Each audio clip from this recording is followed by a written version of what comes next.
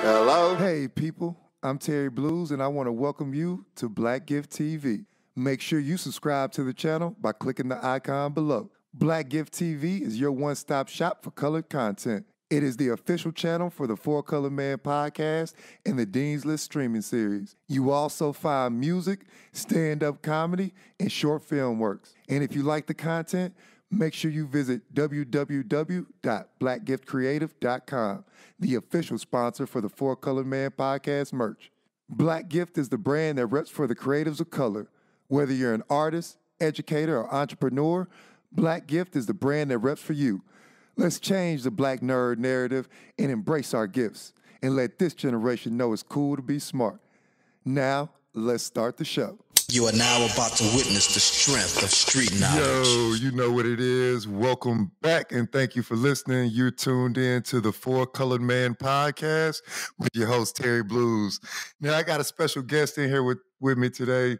My good friend, you know, and formerly other black guy. Straight up.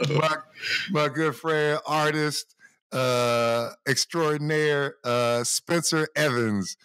You know what I mean? What's going on, man? What's going on, man? What's going on? It's good to be here, man. Thanks for having your boy on, man. Yo, man, I really appreciate you coming on, man. And like I always say, and like I said when I was on with Kitten, like the group text that we have together was my inspiration for doing this podcast, man. Yeah. Because that should be wild, man. Like, yo, it gets really deep, though. Like, You get some of everything in there.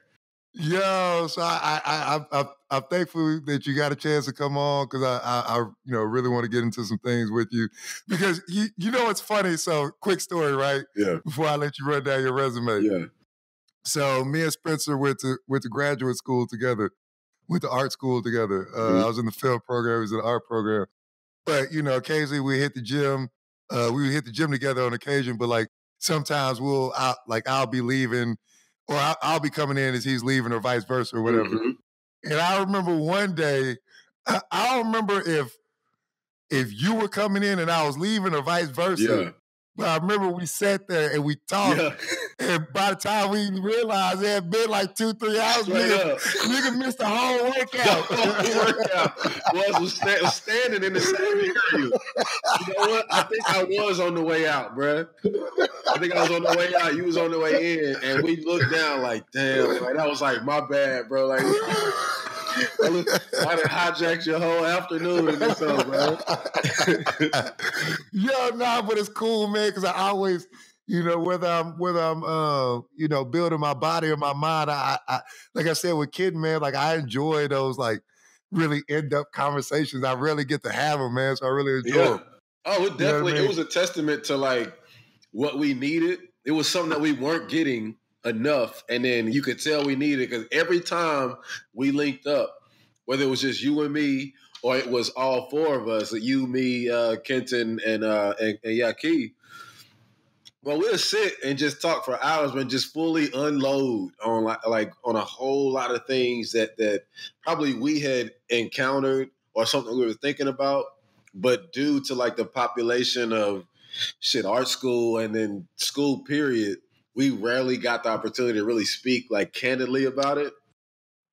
And so you could just tell like it was just we were having like honest conversations that it was just like, bro, we had to get into that. Yeah. And we'll get into a little bit of that later, man, because I really want to get into some things with you. Yeah. But before we get into that, man, let me give you a proper introduction. I'm gonna let you run down your own resume because you could do it better. Oh, for sure. But let me tell you something, man. Like, yo, not only is my man a dope artist. Come on, Ray. What I enjoyed about grad school, man, I was surrounded by some hard-working brothers. Like Yaki, I've worked under him and worked with him and like tried to match his work ethic. Yeah. And that shit's mad difficult. Yeah. And I see you, like, yo, but I know for a fact, like, you was in that bitch daily, painting, getting into all these exhibitions, like getting your work seen with these, fellows, all these things, man. Like, and it is funny because we talked about before some of your motivations and what made you work harder. But yo, that's what I really admire was like, yo, because even when I was talking to Josh and Sydney, I was like, yo, we were talking about like the other art school people. You'd be like, yo, we work hard, but like, yo, I say outside of that, like, yo, Spencer, that motherfucker is work, nigga. Like, you know what I mean? Like, so with that being said, man, go ahead, introduce yourself to the people. You know, let them know what you about, what you're working with, what you done. All right, that's a bet. All right, so say a little bit about myself. From Houston, Texas, born and raised. I come from a background of education. Well, my mother worked in oil and gas, but my dad was in education, so I always valued that highly. Always was into art, but just as my title or like who I am and who I've been in the past few years. Master's in Fine Arts. Got my BFA from University of Missouri, double major in drawing and painting. And my work is centered in, you know, it comes from my experience as a Black man who essentially is like on a journey of finding his true self and presenting that. And the challenge within that is trying to present that to everyone with whom he comes in contact. And that sounds more simple than one would think, but there's an issue that I used to have that, you know, most of us have that has to do with hiding certain things about yourself. Yeah, most definitely. And so that's been my thing. And so because of that, my research is based in image and identity within the Black community, specifically to talk about this idea of changing oneself and transforming yourself in different ways. So that's led me to doing this research with Black Americans, of course. But I was blessed to be able to travel to Nigeria and 5 states therein to extend that conversation there, because my lineage is Nigerian and Cameroonian, and so I felt like that was a way of getting the whole side of it when it comes to my own experience, because I believe all problem solving is connected to its origin. So I think of like myself and where things come from.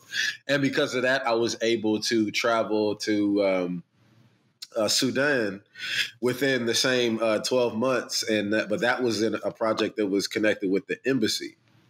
And so I was just blessed to hit the continent twice, man. And it's really blossomed my research and my outlook on everything to the point where I see it on a micro level as well as a macro level when it comes to this idea of interconnectivity. So my work has a lot to do with finding those connections of like knowing your true self and then finding how you connect with everyone around you.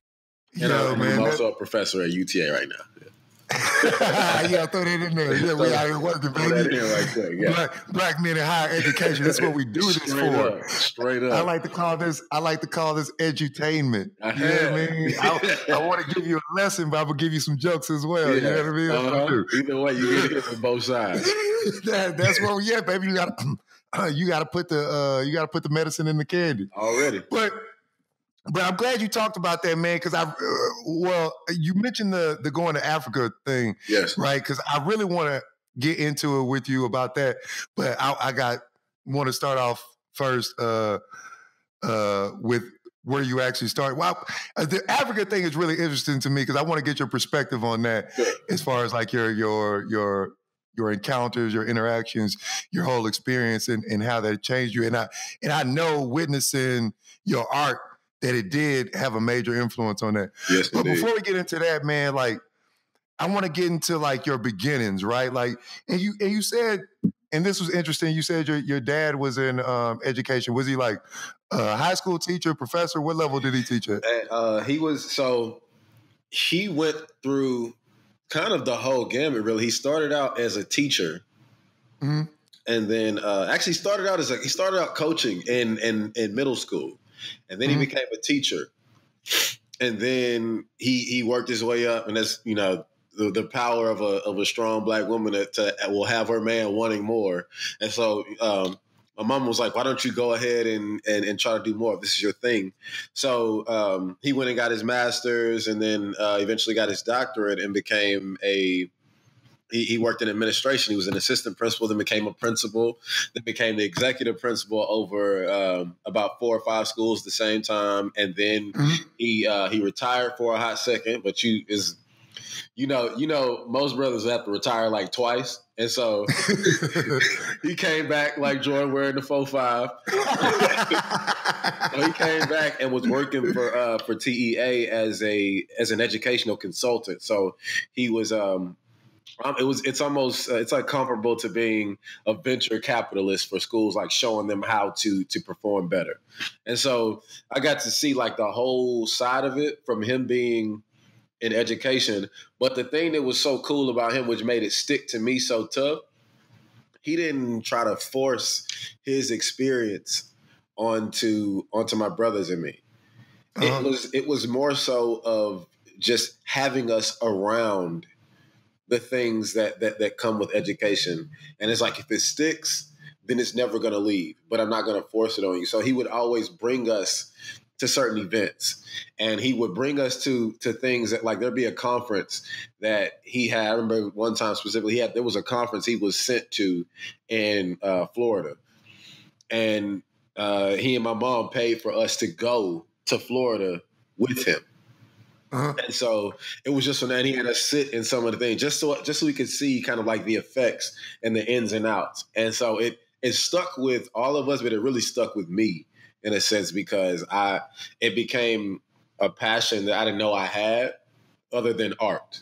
That's the only passion that rivals my passion for making things and finding a way to connect with people, is connecting with people through education and giving them something that no one else can take away.